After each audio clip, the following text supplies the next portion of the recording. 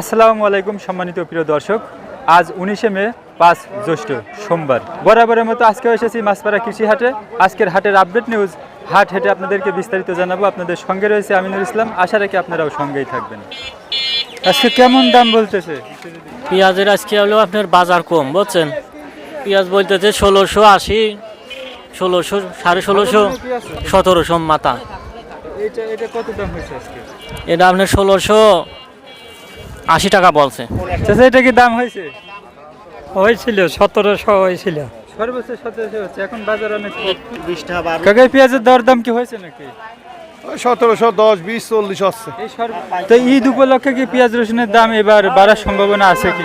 সম্ভাবনা নাই মনে হয়। এটা কি বিক্রি হয়েছে? এটা কত করে বিক্রি করবেন? 1680 টাকা। প্রিয় দর্শক, আজকে দেখতে পাচ্ছি যে বাজারে গুঁদো পেঁয়াজের অনেক আমদানি। তো কেমন দরদাম হচ্ছে দেখা যায়।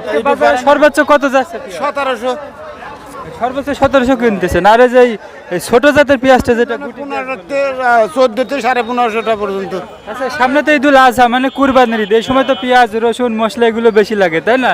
তো এই পেঁয়াজ রসুনের চাহিদাটা হয়তো বাড়বে। তো এই বছরের দামটা বাড়ার সম্ভাবনা আছে কিনা?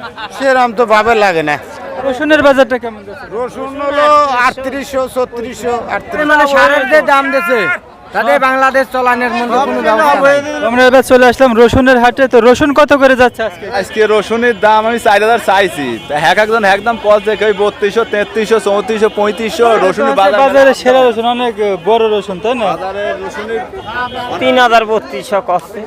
তো রসুন কত করে চাইছেন আর কত করে হওয়া উচিত এই বছর? দাম তো 3800 চাচ্ছি, বেচা কিনা বাজার কম।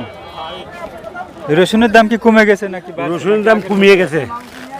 আজকে কত করে দাম হচ্ছে? আজকে বিক্রি হচ্ছে 38, 36।